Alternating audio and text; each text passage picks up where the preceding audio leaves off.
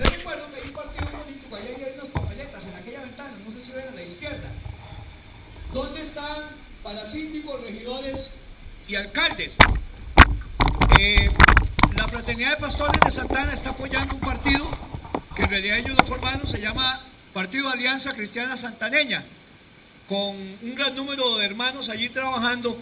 No nos van a representar en la MUNI, como en ningún trabajo nos representa un cristiano, porque después se jalan una torta y dicen que los cristianos, no señor, simplemente hay cristianos en la corte, hay cristianos en tal lado y el otro, y son independientes, pero por lo menos son gente que recibe palabra en la iglesia. Yo no sé el testimonio de ellos porque no vivo con ellos, confío en la recomendación que hacen los pastores de sus ovejas, amén. Lo que no quiere decir que no le vaya a salir güero. Yo, para recomendar a un hermano, tiene que ser un hermano de muy buen testimonio y de trayectoria en la iglesia para recomendarlo de esa manera. Así que, hermanos, si usted quiere bendecir también el proyecto que está hecho con visión, hermanos, con mucha oración, allá están las papeletas para que usted sepa dónde votar. Es la bandera azul con una A en el centro, pero ahí la va a ver dónde están situados. Eso es todo, muchas gracias, porque no me gusta hacer política, pero ya que pertenecemos a Santana y pertenecemos a la Fraternidad de Pastores, vamos a apoyar a los pastores también de Santana en lo posible. Así que les pedimos su apoyo y vayan a votar. Últimamente, si quiere votar por otro, vote, pero vaya, porque esto es una gran bendición lo que tenemos aquí en Costa Rica. Amén, hermanos. Capítulo 26, verso 31 del libro de Mateo. Dice así la palabra de Dios en nombre del Padre, del Hijo y del Espíritu Santo. Entonces Jesús les dijo, más bien, todos vosotros os escandalizaréis de mí esta noche, porque escrito está, heriré al pastor y las ovejas del rebaño serán dispersas. Pero después de que haya resucitado, iré delante de vosotros a Galilea. Respondiendo Pedro le dijo, aunque todos se escandalicen de ti, yo nunca me escandalizaré. Jesús le dijo, de cierto te digo que esta noche antes que el gallo cante me negarás 3 veces. Pedro le dijo, aunque me sea necesario morir contigo, no te negaré. Y todos los discípulos dijeron lo mismo. Después se hizo como una peste, ¿verdad? Mateo capítulo 26, 33, ahí mismo, ¿verdad? Es el mismo, nada más que en lenguaje sencillo dice, entonces Pedro le dijo, aunque todos te abandonen, yo no te abandonaré.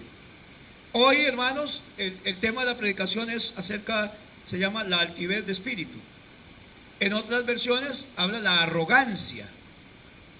Y me interesa hablar de este tema, hermanos, porque en la iglesia cristiana, o más bien vamos a decir evangélica, porque cristiano es otra cosa, evangélico es más religioso, o bautista, o cualquiera que sea la denominación, se ha colado mucho la arrogancia entre los líderes y entre los pastores y entre la gente. Basta con que Dios nos use un poquitito, o nos haya usado un poquitito cuando ya creemos que ya podemos vivir solos, y no tenemos ni necesidad de congregarnos, casi que ni de orar, casi ni de leer la Biblia. Y he oído gente decir que ellos no necesitan venir a la iglesia porque ya tienen tantos años de estar en la iglesia que ya ellos pueden criar a los hijos con todo lo que saben.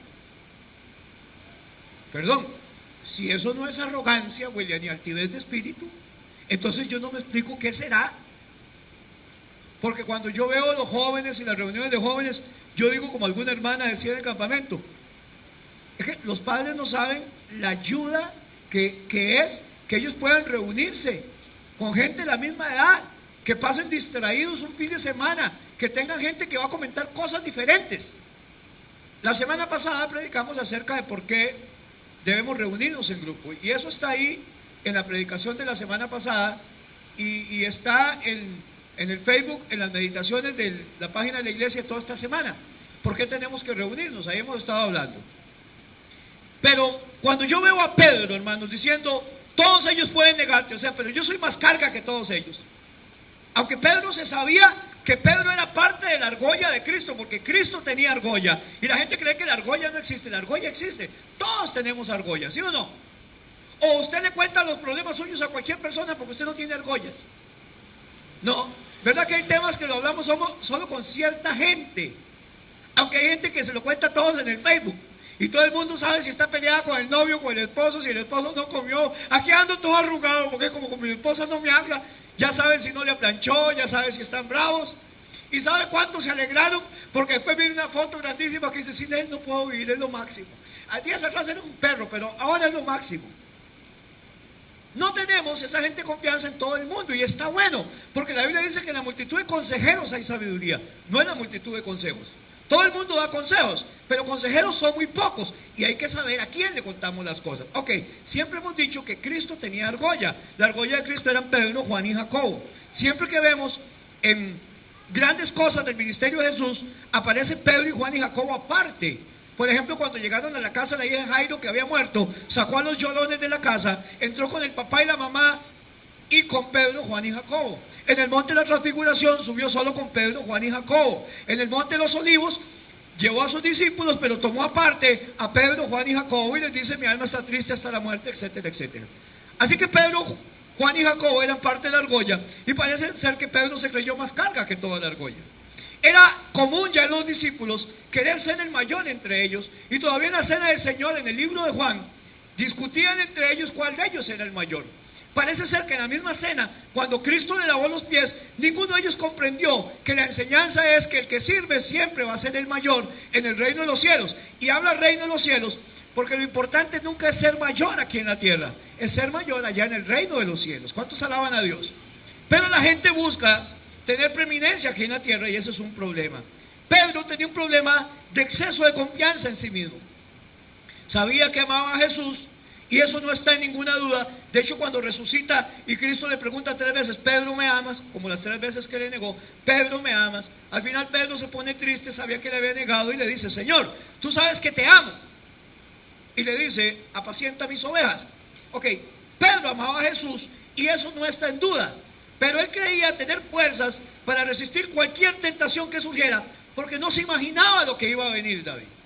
Cristo iba a morir y ellos iban a ser perseguidos, iban a ser señalados. De hecho, cuando Pedro está en el patio del sumo sacerdote Anás, decía, usted es uno de ellos, yo vi que usted andaba con él. Y es una de las veces que Pedro lo niega. E incluso Pedro saca el rancho, saca lo tierroso que fue en algún momento y dice, juro que no lo conozco, y maldijo. Pedro maldijo. En 3 años de andar con Cristo, Pedro hasta hablaba como él, ¿se acuerdan? Pero en un momento que está presionado por la persecución, por la euforia de crucificar a Cristo, cuando le preguntan que usted es uno de ellos, Pedro dice, jura que no lo conoce y maldice. Otra vez se le había salido lo del puerto y el pescador. Toda aquella que fue antes se le había salido y había dejado 3 años. Bueno, tal vez el tipo de conversaciones que recibí en el patio de Anás, porque la Biblia dice las malas conversaciones corrompen las buenas costumbres, ¿cierto? Cuando uno anda con cierta gente se le olvida hasta que es cristiano. El problema con Pedro es que se creía más fuerte de lo que el mismo Cristo creía que él era. Porque Cristo dijo, todos se escandalizarán. Pedro dice, todos, pero yo no. Pedro sabía más que Cristo. Pedro tenía un concepto de sí mismo mayor del que Cristo mismo tenía. Y tenemos que entender algo el día de hoy, hermanos. Solo estaremos a salvo y tranquilos cuando usted y yo sustituyamos la confianza con la que presumimos a veces que nada nos va a afectar, por la humildad que reconoce la debilidad y la dependencia que tenemos de Cristo. No una credibilidad en nosotros mismos, sino una confianza en que necesitamos la ayuda de Cristo. Amén. Lucas 18:10. Lo primero que vamos a ver acerca de la altivez de espíritu es algo que yo he predicado alguna vez aquí en la iglesia. Póngame atención y vuélvame a ver. Todos los que estamos aquí y los que no vinieron y los que nos oigan por internet o la grabación de esta predicación algún día, todos los que vamos a las iglesias tenemos por lo menos una gota de sangre farisea.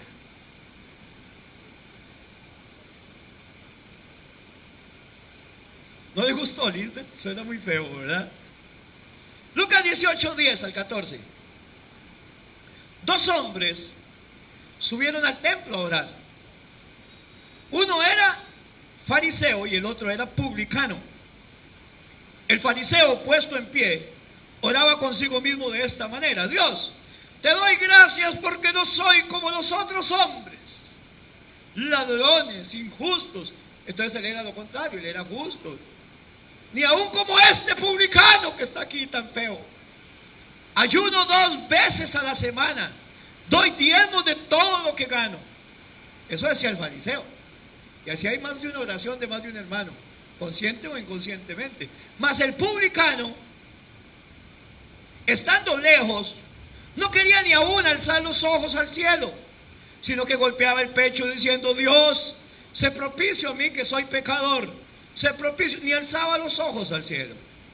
Os digo que el publicano, descendió a su casa justificado antes que el otro, el fariseo. Porque cualquiera que se enaltece, ¿qué le va a pasar? Será humillado. Y el que se humilla será enaltecido. La enseñanza con respecto al prójimo que Jesús tenía se basaba especialmente en la igualdad de condiciones de todos los seres humanos y sobre todo de la importancia individual que tenemos cada uno de nosotros en el cuerpo de Cristo. Todos los que estamos acá somos muy importantes en el cuerpo de Cristo. ¿Cuántos lo sabían? Y la Biblia nos insta a nunca creer que yo soy mejor que Daniel. Pero Daniel tampoco se cree mejor que yo, ni más galleta. Ni que yo soy mejor que mi esposa. Eso trae problemas en los matrimonios. ¿Saben que hay maridos que le dicen a la esposa que es que ella es muy tonta? Se creen Superman y ninguna de las cosas que diga la esposa está bien. No, yo he aprendido como cristiano y en mis trabajos que ninguna opinión de nadie es de desechar, porque a veces la opinión que nos parece a nosotros más tonta es la mejor manera de resolver un problema.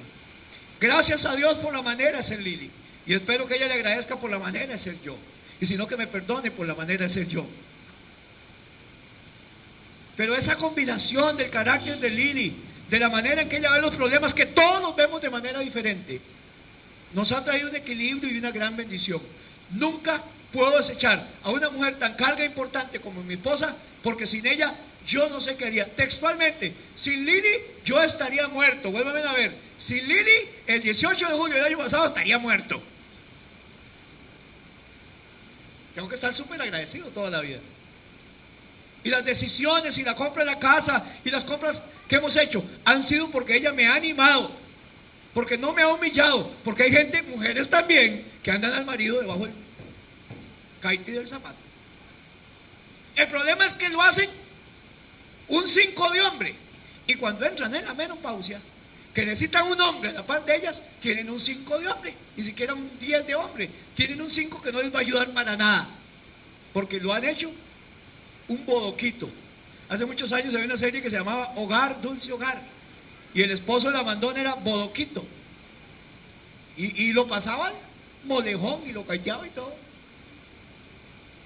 Tenemos que tener mucho cuidado con lo que nos creemos, porque la igualdad al prójimo y la necesidad unos de otros es parte de la enseñanza esencial de Cristo y del Nuevo Testamento. Los rangos y jerarquías solamente existen en el mundo secular. Nosotros nos preparamos para volver a nuestra patria celestial. ¿Cuántos dicen amén? Porque allí está nuestra ciudadanía. Nuestra ciudadanía no es de este mundo. Tenemos una patria. Aquí somos de pasaje, estamos apenas. Somos advenedizos. Somos peregrinos y extranjeros. La jerarquía es allá en el cielo, del cual o donde está nuestra patria.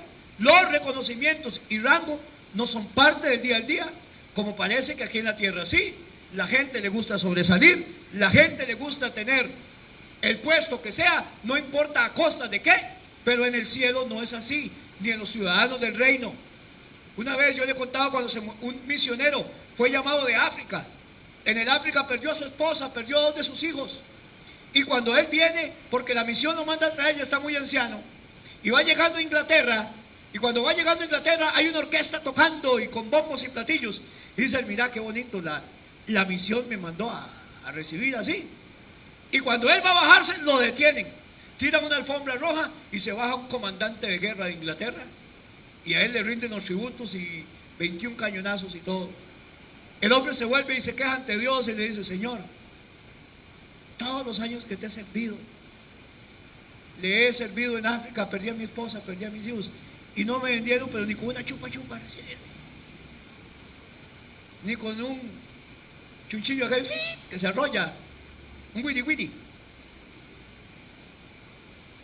Y el Señor, yo que he ido a salvar almas, este que viene a matarlas, ¿y cómo lo recibe? Y el Señor dice que le habla el corazón y dice, bueno, es porque Él ya llegó a su patria. Usted todavía no ha llegado a su tierra, usted todavía no ha llegado a su patria. Cuando nosotros lleguemos a nuestra patria, hermanos, dice que va a haber una fiesta, dice que ángeles nos van a recibir. Es que, hermanos, usted y yo nos preocupamos y nos matamos por cosas de este mundo. Y nuestra ciudadanía no es de este mundo. Así como allá en el reino de los cielos no hay jerarquías marcadas, ni te van a llamar por ser el pastor Diego, ni el apóstol, ni el jerarca, ni el patriarca, porque ahora hay un montón de rangos en la iglesia.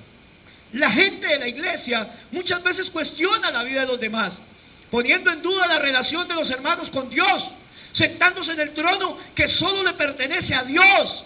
Y es peligroso para los cristianos tener actitudes de prepotencia y confianza excesiva en ellos mismos. Por eso digo, la gente, todos, tenemos por lo menos una gota de fariseos en nuestra sangre. Hay que pedirle a Dios que nos haga más transfusión para tener menos sangre de fariseos. Y dejar de estar juzgando a los demás, si porque tiene el pelo chuzo y parece una cacatúa llena de colores, es más cristiano o menos cristiano que yo.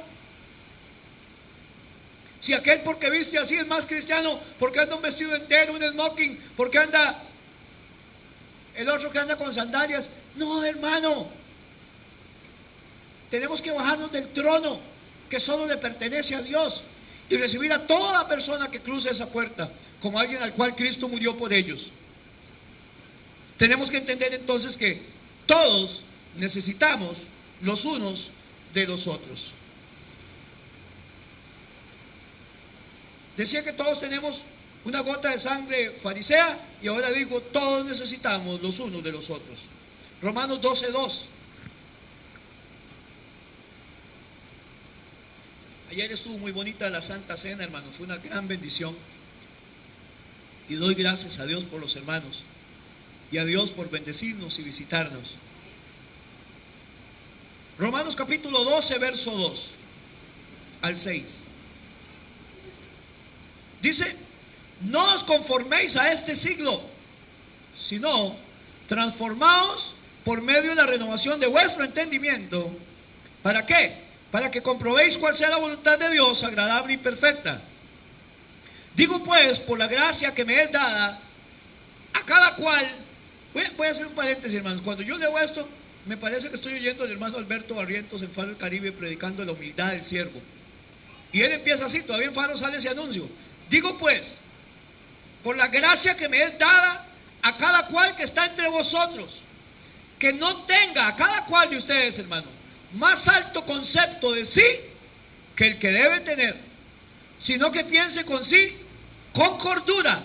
El que piensa con cordura está cuerdo y el que no piensa con cordura está loco. Conforme a la medida de fe que Dios repartió a cada uno. Porque de la manera que en un cuerpo tenemos muchos miembros, pero no todos los miembros tienen la misma función, así nosotros, siendo muchos, somos un cuerpo en Cristo y todos somos miembros los unos de los otros. Pablo se está imaginando un cuerpo y todos miembros, para no desechar a ninguno, ni el dedo, ni la uña, ni el pelo, ni la nariz, porque todos somos útiles, importantes, porque esta mano, si no respirara el cuerpo por una nariz, se moriría y se pone morada. Porque este pie, si el oído no llena y alguien le grita una culebra, la pica y se fue con todo el pie. Todos nos necesitamos. Porque de la manera que en un cuerpo tenemos muchos miembros, no todos los miembros tienen la misma función. De esa misma manera, nosotros, siendo muchos, somos un cuerpo en Cristo. Y todos somos miembros los unos de los otros, estamos unidos. De manera que teniendo diferentes dones, según la gracia que nos es dada, si el de profecía, úsese conforme a la medida de la fe. Y ahí empieza a hablar de un montón de dones. Pero Pablo es enfático en que todos necesitamos los unos de los otros, porque somos parte de un cuerpo.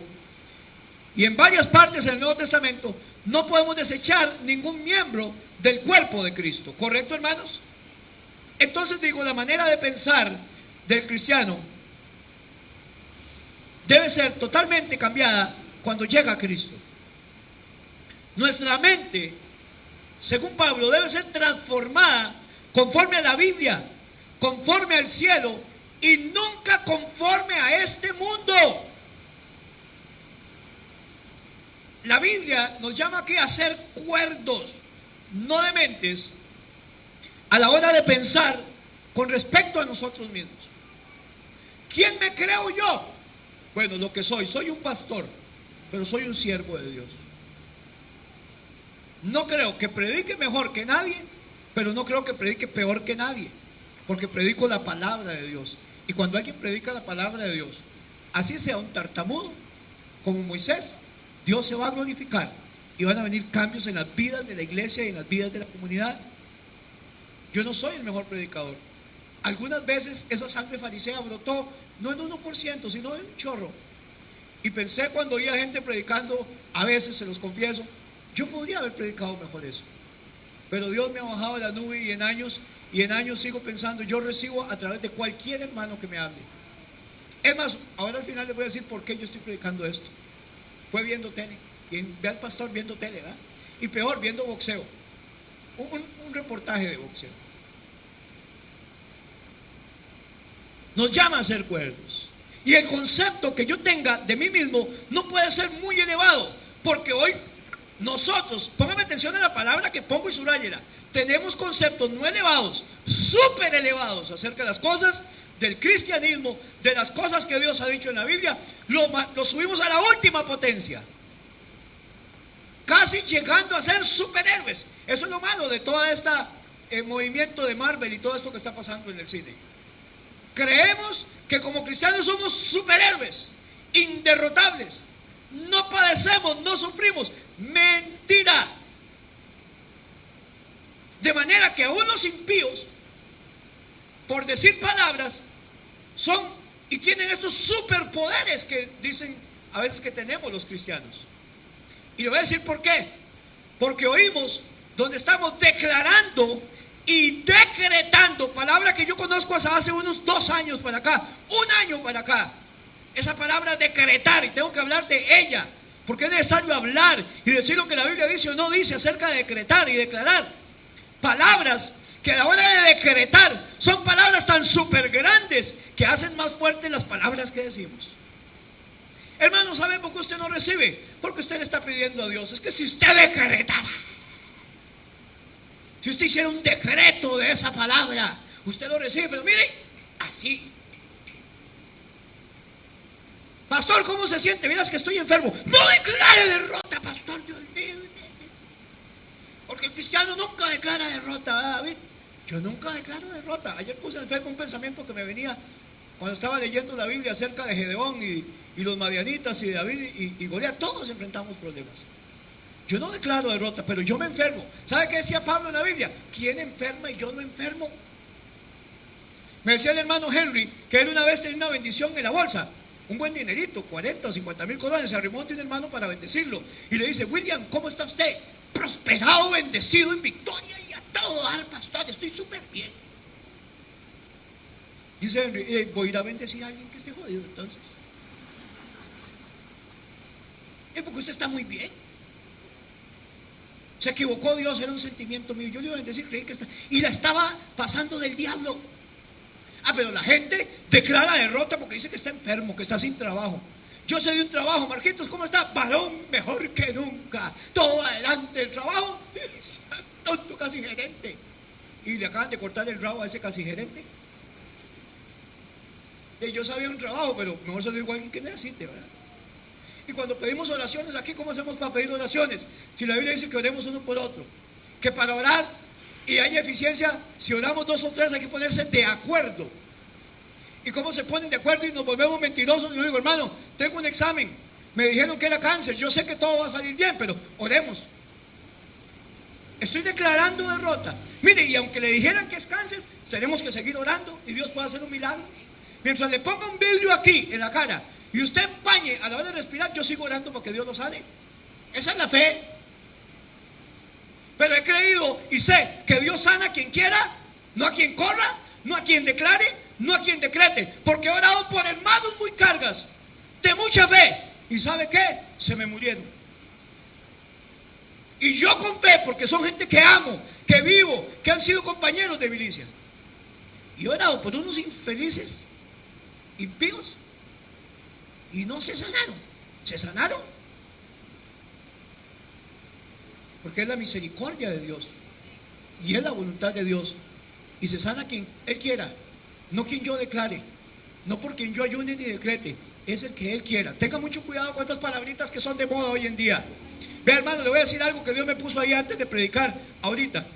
Cuando yo era carajillo, a mí me asustaban con el cadejos, con la cegua y la llorona. Y el cadejos era un perro negro que arrastraba unas cadenas, que seguía a los borrachos y a los que se portaban mal con la mamá. Cuando ya soy grande, me doy cuenta que eso es puro cuento. Me doy cuenta de que es cuento. Y la llorona, una muchacha que quedó embarazada y como no la dejaba en la casa, botó al chiquito al río y siempre pasaba por el río. ¡Ay, mis hijos! Y yo no podía dormir solo y me orinaba en la cama. Ahora que soy viejo me doy cuenta que es mentiras. En cuanto a decretos y declarar, no coma cuento, es cuento. El cristiano va a las Escrituras para ver si lo que dice Santo Tomás de Aquino, que sea San Agustín, está de acuerdo en las Escrituras.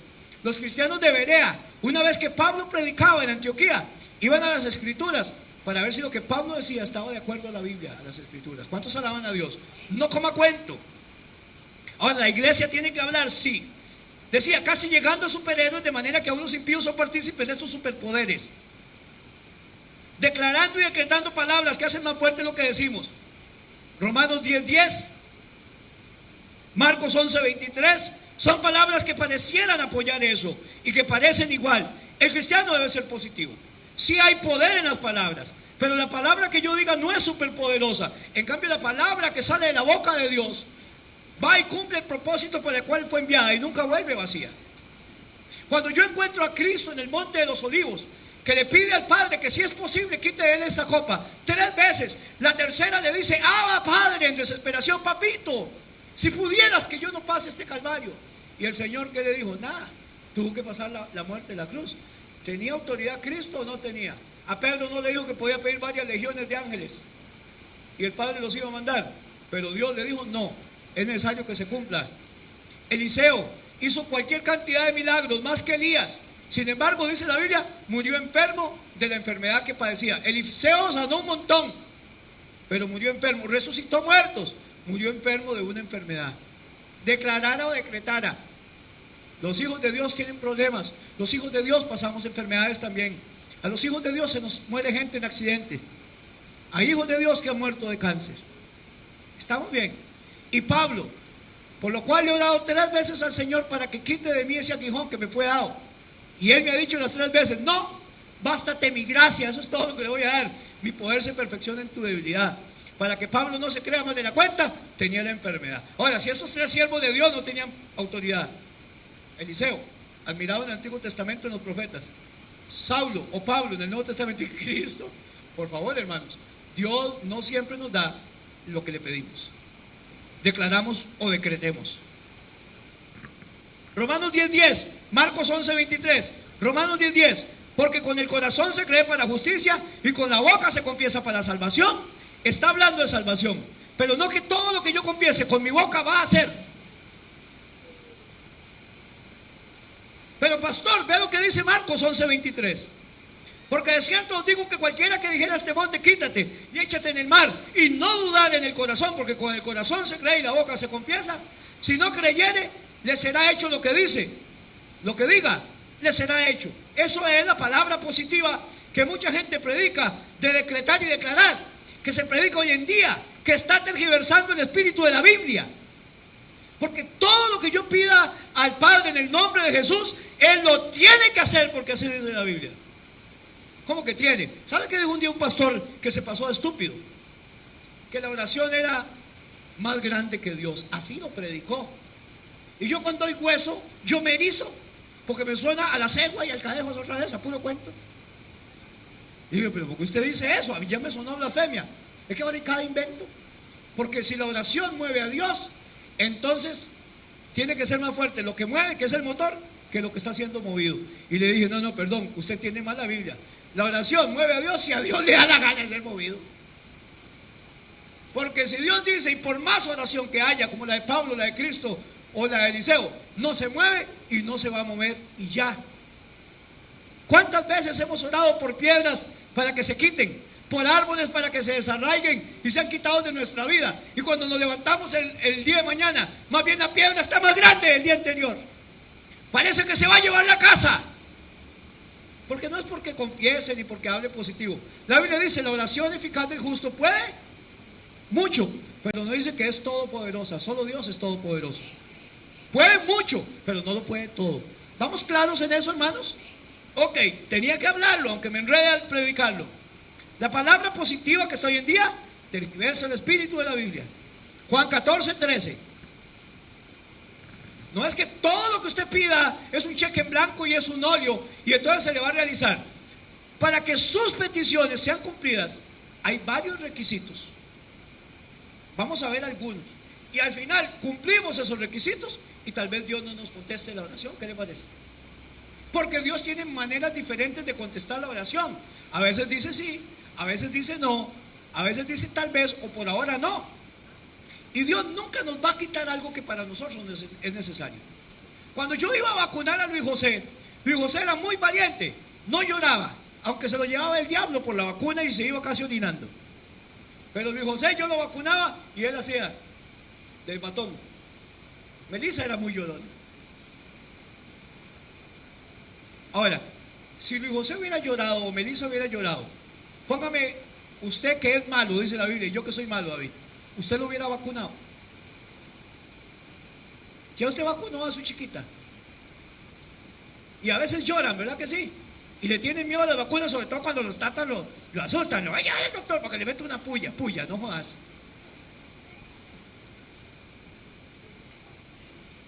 Vuelvo a preguntar, aunque su hijo llore, ¿usted lo lleva a vacunar? ¿Por qué? Pobrecito llora, porque es bueno para ellos, lo necesitan. Dios es así. ¿Sabe que hay pruebas que usted está pasando? Problemas que usted le está pidiendo a Dios que le quite y Dios nunca se los va a quitar, porque Dios lo está formando a través de la prueba. No hay lecciones más formadoras en la vida de nosotros que nuestros problemas, nuestros padecimientos. Porque cuando todo lo tenemos, ¿sabe qué dice Salomón? Si usted me lo da todo, es capaz que me olvide de ti. Juan 14:13. Y todo lo que pidieres al Padre en mi nombre, lo haré, para que el Padre sea glorificado en el Hijo. Y si algo pidieres en mi nombre, yo lo haré. Y agrega algo que se le pasa a la gente: si me amáis, guardad mis mandamientos. Guardad mis mandamientos. Pareciera un cheque en blanco. 1 Juan 5:14. Pareciera un cheque en blanco. Mandé la orden, Dios la recibe y Dios lo va a hacer. No todo lo que le pedimos a Dios, Él nos lo da. Porque por encima de lo que yo le pida a Dios, diga, declare o decrete, la voluntad de Dios es lo que se hace al final y Él es el que manda. ¿Estamos claros en eso, hermanos? 1 Juan 5:14.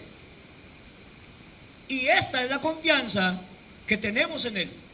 Que si pedimos alguna cosa, no cualquier cosa, aquí viene el equilibrio de lo que dice la Biblia, porque hay que leer toda la Biblia en cuanto a peticiones. Si pedimos alguna cosa conforme a su voluntad, Él nos oye. Ok, aquí viene un requisito, porque toda bendición tiene una condición. Si pedimos cualquier cosa, ahora me sigue diciendo cualquier cosa, conforme a su voluntad, Él nos oye. En otras palabras, decía un hermano en la campaña cuando yo me convertí hace más de 35 años: Señor, dame era un negrito, la esposa del policía. Dios no le va a dar la esposa al policía si es casada, aunque yo se lo pida. Hay gente que le pide a Dios culebras y Dios no va a culebras, no va a serpientes. ¿Cuál de vosotros, si su hijo le pide pan, le va a dar una piedra? O si le pide un pescado, le va a dar una serpiente. Nadie. Pero lo contrario es cierto. Si le pide una serpiente a un hijo suyo: papi, viene la cascabel que vive en la esquina. Y vieras que Pablito, mi compañero que me pellizca, le tiene miedo a las cascabeles. Cómprenme una.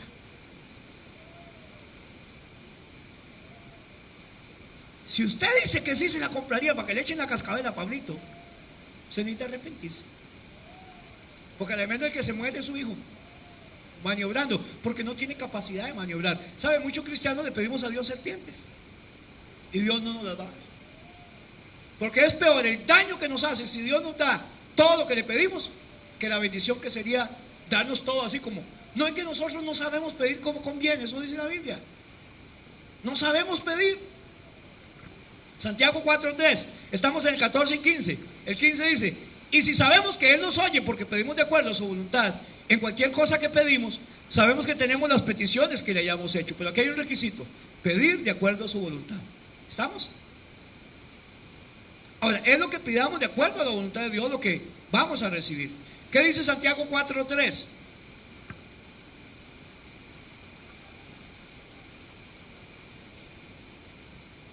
Pedís y no recibís.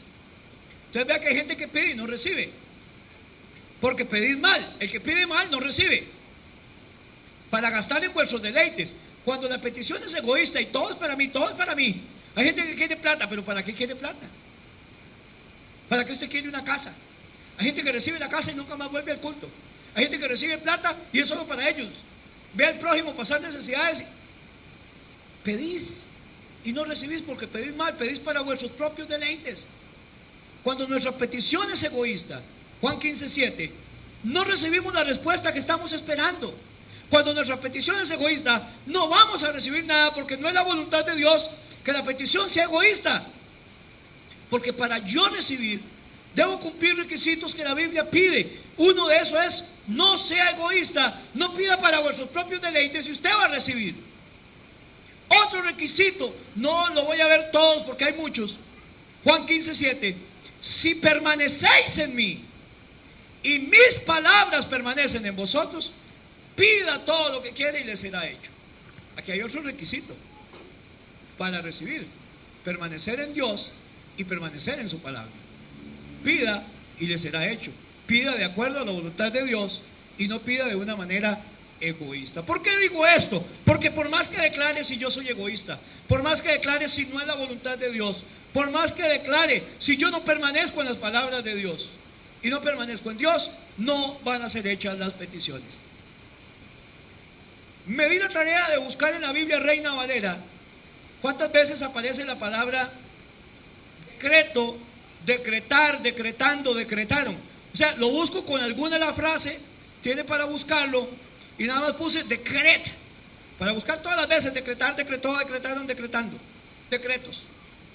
Y aparece en la Biblia, en la Reina Valera, 71 veces. En el Nuevo Testamento solo 3. Un 90% de las veces, más bien un 95% de las veces en que aparece esta palabra decreto, decretar, decretaron, están relacionados con Dios hablando. En la mayoría de esas habla de si guardar en mis mandamientos y mis decretos, si guardar en mis ordenanzas y mis decretos, ordenanzas y decretos. Está hablando de Dios. Y solo un 5% aparece refiriéndose a seres humanos, y todas las veces que aparecen son en cuanto a reyes decretando. La mayoría de ellos impíos. Asuero en el libro de Esther, creo que Belsasar, Darío, el decreto del rey. Y en el Nuevo Testamento aparece solo 3 veces. Déjenme leérselas para que no las busque, si quieren las apunta. Una aparece en Hechos 17:7, cuando dice: a los cuales Jason ha recibido, y todos estos contravienen los decretos de César, diciendo que hay otro rey, Jesús. Una vez que aparece. La segunda vez que aparece en el Nuevo Testamento es en Colosenses 2:14. Usted la conoce: anulando el acta de los decretos que había contra nosotros, que nos era contrario, y quitándola del medio y clavándola en la cruz. Si la habían oído, ¿verdad? Y 3, en Hebreos 11:23, es la tercera vez que aparece cuando dice: por la fe Moisés, cuando fue escondido por sus padres por 3 meses, porque le vieron niño hermoso, y no temieron al decreto del rey, del faraón. Los decretos que encontramos en la Biblia, en su mayoría, hablan de decretos de reyes, y uno de ellos de Satanás. La palabra decreto es igual que ordenanza. Un decreto también se traduce en lenguaje sencillo como una orden. Decretó, ordenó a Asuero. y están relacionadas, si no es Dios el que habla, con reyes. Ahora, ¿qué es lo que pasa hoy en día? Que cuando oímos a los apóstoles, a los profetas, a los patriarcas, a los eminentes y al Señor de los Anillos, eso es lo que falta ya aquí en la iglesia. Porque son puestos y cargos que yo no conocía que existían y aparecen como ministerios. El de apóstol sí, el de profeta sí, pero de otra manera ya hemos hablado de lo que son apóstoles y profetas. Y nunca nadie, ninguna profecía vino porque a un humano se le antojó, dice la Biblia, sino que los grandes hombres de Dios cuando profetizaron fueron inspirados por Dios. O sea, cuando una iglesia dice a usted, hermano, profetice, profetice. No, yo no puedo profetizar si Dios no me ha dicho que profetice. Yo no puedo profetizar si Dios no me ha hablado, porque el profeta dice lo que Dios le dijo. Es más, profetizar también se traduce en predicar. Porque se supone que hoy que yo estoy predicando, estoy diciendo lo que Dios dice para la iglesia de hoy en día. La iglesia de hoy en día, iglesia de Cristo, espabilese porque se los va a llevar el diablo. Si siguen haciendo ídolos de hombres y creyendo todo lo que los hombres dicen, tragando cuentos, la Biblia dice, mi pueblo pereció porque le faltó conocimiento, porque no va a las escrituras, porque cree todo lo que dice el pastor Diego o el apóstol tal. No, si no está de acuerdo a la escritura, cualquiera que predique, dice la Biblia, es anatema. Gálatas 4:4. Así fuera un ángel el que se les aparece, Gálatas 4, perdón. El tal sea anatema. Si alguien nos predica un evangelio diferente a este, aunque sea un ángel, el tal sea maldito. Eso dice la Biblia. Tomando del Antiguo Testamento, Apocalipsis 1:6, Apocalipsis 5:10, que dice que somos reyes y sacerdotes. Y que por lo tanto, como reyes y sacerdotes, como yo dije que los reyes eran los de los decretos, tenemos tales atributos de los reyes de esta tierra, que eran los que decretaban y daban órdenes y leyes. Apocalipsis 1:6, y nos hizo reyes y sacerdotes. ¿Para qué? No para decretar, para Dios su Padre. A Él sea la gloria, a Dios, el imperio por los siglos de los siglos. Amén. Apocalipsis 5:10, tomándose esta palabra, y nos ha hecho para nuestro Dios reyes y sacerdotes, reinaremos sobre la tierra. Tomado de estas dos palabras de Apocalipsis, que somos reyes, podemos decretar como hacían los reyes. Estos decretos se daban, y ponga atención, de los reyes, porque como reyes no tenían a nadie por encima de ellos. Ellos decretaban y no tenían que consultar a nadie, decretaban lo que les daba la gana y ordenaban lo que les daba la gana. Esos reyes eran los máximos gobernantes, cosa que en nuestro caso como cristianos solo somos siervos. Ay, hermano, esa palabra no la puse, pero qué rico me supo. Yo solo puse, como cristianos, tenemos muchas cosas por encima de nosotros para decir lo que nos da la gana. Como cristianos somos siervos. ¿Sabe qué significa la palabra siervo? Cuando decimos siervos del Señor, esclavo. Si ellos somos esclavos del Señor. Un esclavo no decreta. Es que queremos ser reyes, pero sin ser esclavos. Reyes y sacerdotes vamos a ser allá en su presencia. Aquí somos siervos. No hay nadie con un rango más grande que otro. En nuestro caso no es así. En nuestro caso siempre tendremos a Dios y su palabra por encima de nosotros.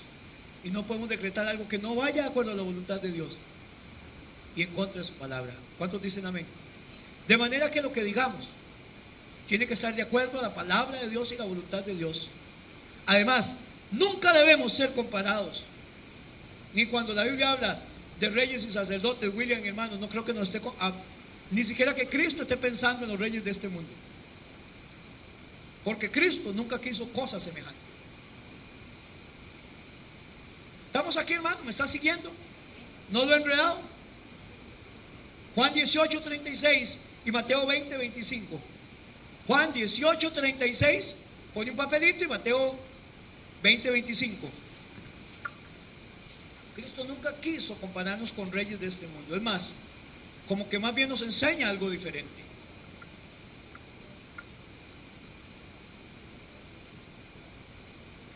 (18:36) de Juan, respondió Jesús: claro, mi reino no es de este mundo. Si mi reino fuera de este mundo, mis servidores pelearían para que yo no fuera entregado a los judíos. Pero mi reino no es de este mundo. ¿Estamos claritos? Mateo 20:25 al 28.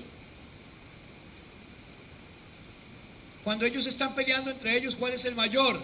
Entonces Jesús llamándolos dijo: ¿sabéis que los gobernantes de las naciones, reyes y gobernadores, se enseñorean de ellas? Siempre quieren ser señores. Y los que son grandes ejercen potestad sobre ellas. Ponga atención a esta palabra, grábela antes de morirse. Mas entre vosotros no será así. Esta es una orden. Entre vosotros no será así como los gobernantes de este mundo, sino que el que quiera hacerse grande entre vosotros será vuestro servidor. Y el que quiera ser el primero entre vosotros será vuestro siervo.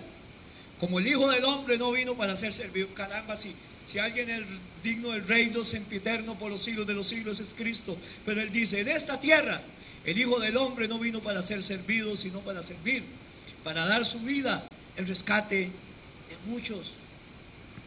Los reyes de la tierra se pelean por ser gobernantes.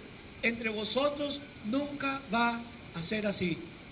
Reyes y sacerdotes, no de este mundo, que glorifiquen a Dios, no para decretar, no para declarar, sino hablar de acuerdo a lo que está escrito. ¿Sabe, hermanos, si esto no es prepotencia y arrogancia? Donde nos tomamos la libertad de hacer cosas que no están dadas para nosotros. No sé si porque la gente se mete a grupos de oración, David, y a veces el grupo de oración se cree que son más cargas que el pastor y que todo el mundo. No sé si porque creemos que Dios nos ha usado, entonces podemos decretar y un montón de cosas, y tomamos atributos que la Biblia no nos da, donde más bien entramos en pecado. Como Saúl, 1 Samuel 15:21. Cuando Saúl toma un papel de sacerdote que no le había sido dado, que no le correspondía, y ofrece sacrificios a Jehová que solo los sacerdotes podían dar. Ahora, él era el rey, pero no podía hacer lo que le tocaba al sacerdote. Él era rey, y el rey tenía las cosas que podía hacer, y el sacerdote las que podía hacer. Como diría mi madre, ¿qué diferencia el rey David? Del cual nosotros tomamos ejemplo como reyes y sacerdotes, que cuando el rey David, sirviéndole a Dios y peleando, llegó a aquel templo y los soldados tenían hambre, ¿qué hizo? Tomó el pan de la propiciación y lo comió, y era prohibido hacer eso. Solo el sacerdote podía hacerlo, y Dios lo deja porque venía de luchar por Jehová. Es que hay gente conforme al corazón de Dios, y hay gente que ya cae mal desde que entró en la alineación. Ya perdieron. Y Saúl era un prepotente, pero David tenía el corazón conforme al corazón de Dios, ¿cierto? Y vea lo que pasa con Saúl ahí. Dios le había dicho: vayan a pelear, pero no tomen nada del enemigo. Aunque los reyes podían, está bien, Dios quiso, no sé por qué, dijo mi esposa en la reunión el jueves, no sé por qué Dios, pero Dios no quiso que tomaran botín del anatema, no agarren su ganado, no perdonen a los gobernantes, maten a todo el mundo. Mas el pueblo tomó el botín, ovejas y vacas, las primicias del maldito, del anatema, para ofrecer sacrificios a Dios en Gilgal, que era tierra santa. Y Samuel dijo: se complace Jehová tanto en los sacrificios y holocaustos de víctimas como en la obediencia a la palabra de Jehová. Contéstese usted. Ciertamente el obedecer es mejor que los sacrificios, y el prestar atención mejor que la grosura de los carneros. Porque como pecado de adivinación es la rebelión, y como ídolos la idolatría y la obstinación. Y como ídolos de idolatría, la obstinación, el orgullo, la prepotencia. Por cuanto tú desechaste la palabra de Jehová, Él también te ha desechado a ti, para que ya no seas más rey ni sacerdote ni lo que usted se imagina. Entonces Saúl dijo a Samuel: yo he pecado, pues he quebrantado el mandamiento de Jehová y tus palabras, porque temía al pueblo, dice. Consentí la voz de ellos. Perdona pues ahora mi pecado y vuelve conmigo para que adore a Jehová. Y Samuel respondió: Saúl, no volveré contigo, porque desechaste la palabra de Jehová, y Jehová te ha desechado para que ya no seas rey sobre Israel. Perdonó a los reyes, trajo vacas para ofrecer sacrificio porque eran más gordas que las que estaban muriéndose de hambre en Israel. Dios no se goza tanto en el sacrificio como en la obediencia a su palabra. Déjeme leerle 1 Samuel 13:8, otro ejemplo de este Saulito. 1 Samuel 13:8. Samuel se había citado con Saúl para llegar y verse y para ir a pelear, pero Samuel llegaba a hacer sacrificio, porque era el único que tenía permitido, él era el sacerdote, Saúl era el rey.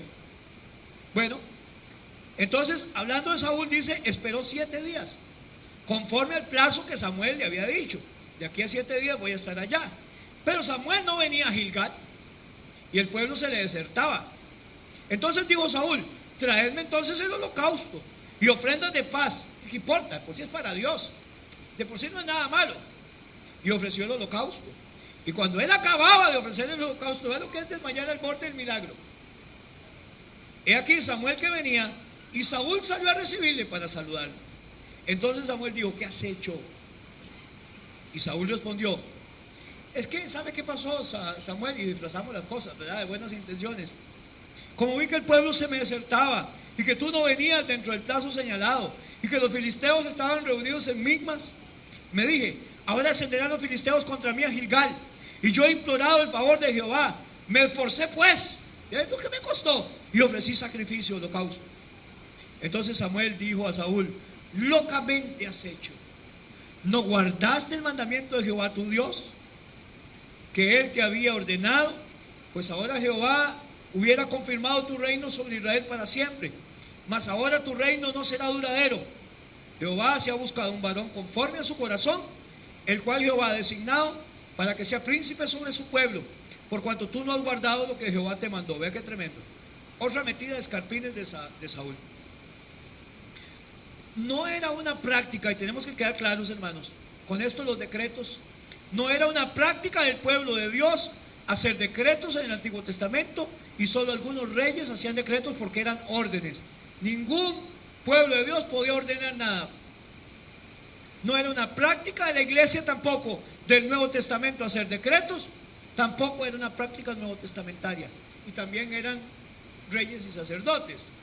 Y no es una práctica cristiana ni bíblica en la iglesia de hoy en día, salvo algunas excepciones que lo hacen torpemente, que lo hacen desobedeciendo, inspirados, torciendo las escrituras,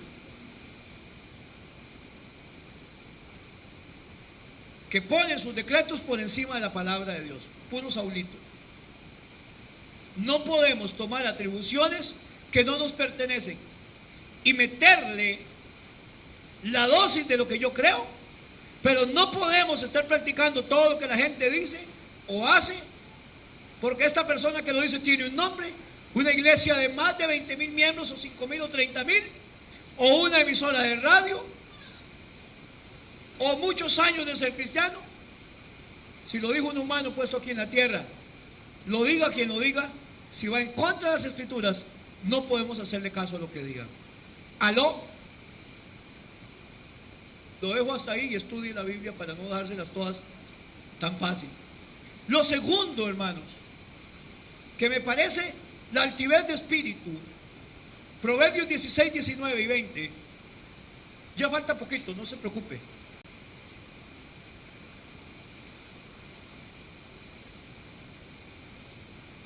Hay altivez de espíritu, como decía antes, cuando creo que me la juego solo. Que como cristiano de 35 años, casi 36, ya estoy preparado para cualquier cosa. Ahora en julio cumplo, ya 36 años de estar en eso. En julio cumplo 51 años. El 18, Proverbios 16, 18. Antes del quebrantamiento es la soberbia, y antes de la caída, la altivez de espíritu. Mejor es humillar el espíritu ¿con quién? Con los humildes, con los siervos, que repartir despojos con los soberbios. El entendido en la palabra hallará el bien, y el que confía en Jehová, ese es dichoso y bienaventurado. Lo leo en dos versiones, la Biblia de Jerusalén. La soberbia precede a la ruina y el orgullo a la caída. Dios habla hoy, tras el orgullo viene el fracaso, tras la altanería y la caída, macha. Así es el asunto. La palabra en hebreo para caída es la palabra shever, que significa más bien fractura, que se usa cuando una mujer tiene y se le está abriendo para que el bebé salga. La palabra ahí es chever. En Puerto Rico sería está chavado, está chever. Esa es la caída, el quebrantamiento, chever en hebreo. Y la palabra arrogancia, altivez, gloria, grandeza, es la palabra gaón. Todo lo que es arrogancia, pretencioso, en hebreo es gaón. Así que todo gaón de Baí chever. No chévere, chever. Tendemos a creer que puedo subsistir sin apoyo de nadie. Y antes dijimos que todos somos parte de un cuerpo, por lo tanto necesarios. Y eso es exceso de confianza, gaón, orgullo, altivez de espíritu. Mucha gente ya ni necesita congregarse. Mucha gente ya ni necesita a los demás hermanos, como cuando leímos ahora Romanos 12, del 2 al 6, que todos somos parte de miembros del cuerpo y todos somos importantes. Somos un montón de miembros de un cuerpo que nos necesitamos unos a otros. Esta es la última página. Dios no nos hizo independientes a ninguno de nosotros. Nos hizo parte los unos de los otros. Y no podemos creer que soy autosuficiente, porque esto es una gran mentira y engaño del diablo. Déjeme decirle algo. Si la Biblia me dice que haga algo, debo de hacer lo que la Biblia me dice. ¿Cuántos dicen amén? Hebreos 10:25. Primera Tesalonicenses 5:17 y Juan 5:39. Hebreos 10:25.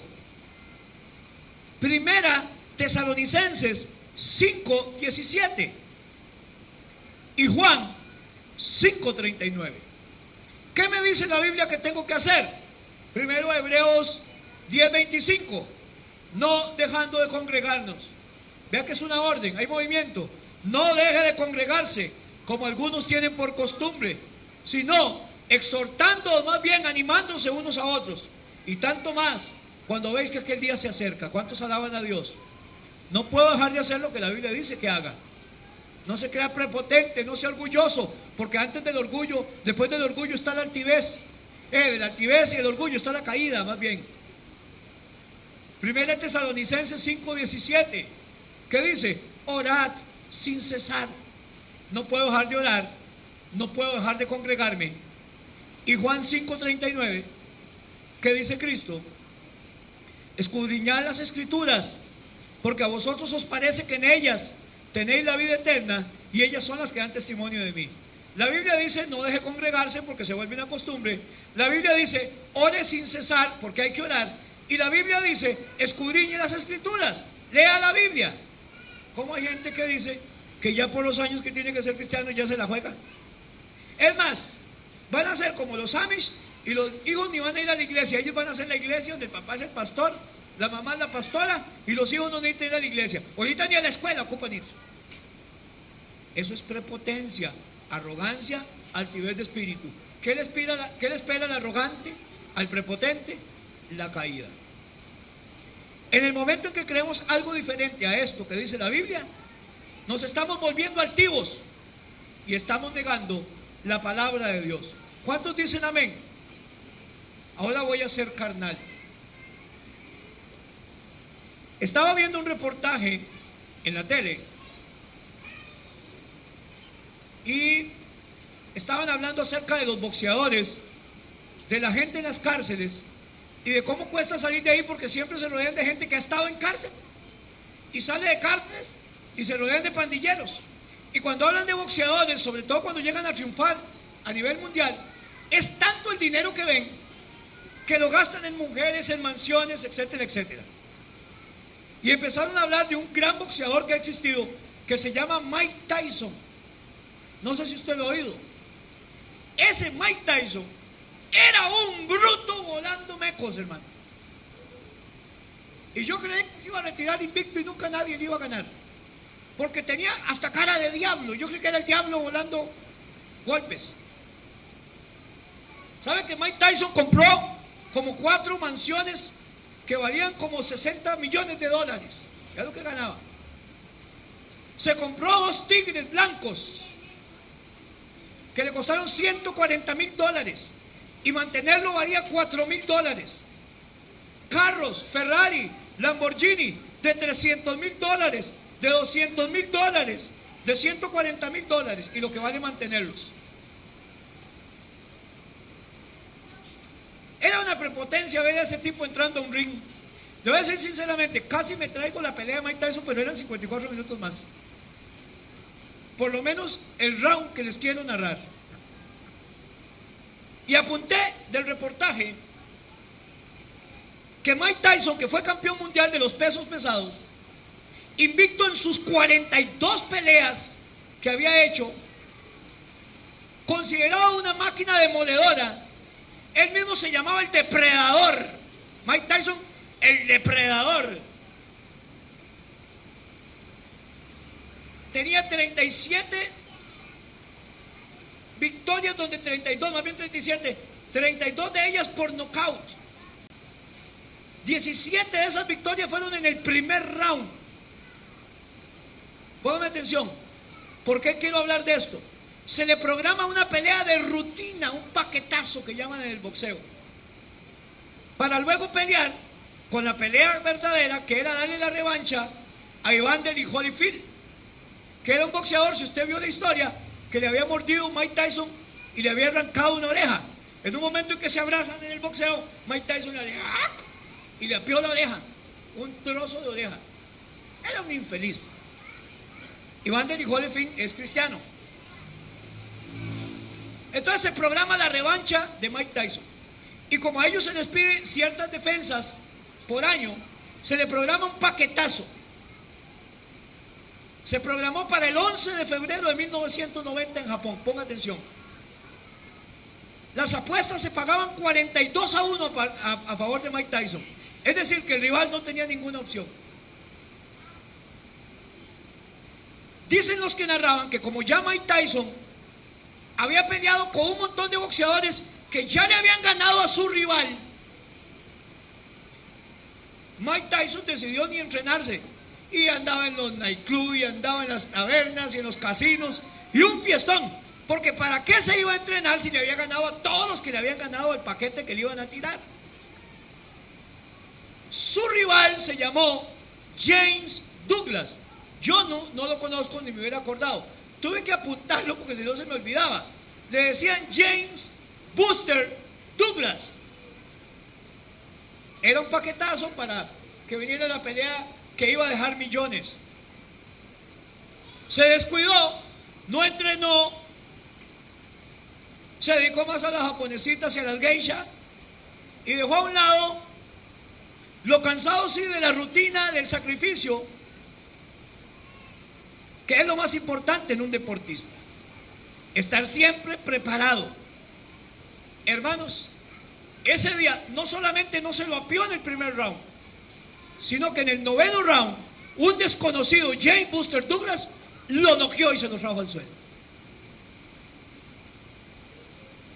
Y de ahí en adelante empezó el declive de la cadena de Mike Tyson y ya no le ganaba un pleito ni a la doña.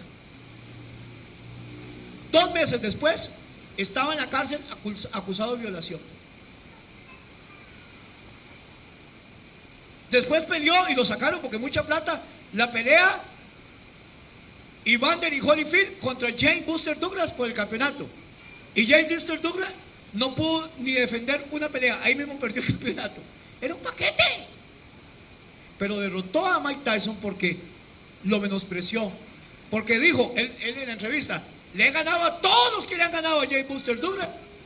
Y este lo voy a agarrar y hoy les van a atar la vida. Apenas suene la campana, con el sonido de la campana se va a caer seguro. Y fue la primera derrota de Mike Tyson en su vida. Y después vinieron derrota y derrota. Un año más tarde viene la revancha de Evander Holyfield, ahora campeón mundial, y gana contra Mike Tyson. Y sigue ganando, y sigue perdiendo Mike Tyson, y sigue perdiendo, y sigue perdiendo. E incluso en una pelea no aguantó mates y tuvo que retirarse de la pelea. Jamás se hubiera imaginado eso. Y cuando le preguntan a Tyson, ¿por qué usted todavía está peleando? Si ya no sirve para nada, dice, peleo por necesidad. cómo mantenía mansiones de 60 millones, cómo mantenía tigres que costaban $4,000 al mes, cómo mantenía los lujos de los carros, todo lo fue vendiendo, perdiendo, juicio tras juicio de violación, de pleitos en una cantina porque se volvió. ¿Por qué predico esto? Porque después de oír que hay hermanos que creen que pueden vivir la vida sin Cristo, sin congregarse, sin orar y sin leer la Biblia, yo digo, al mejor mono se le cae el zapote. Y cuando usted piensa así es prepotente y tiene altivez de espíritu.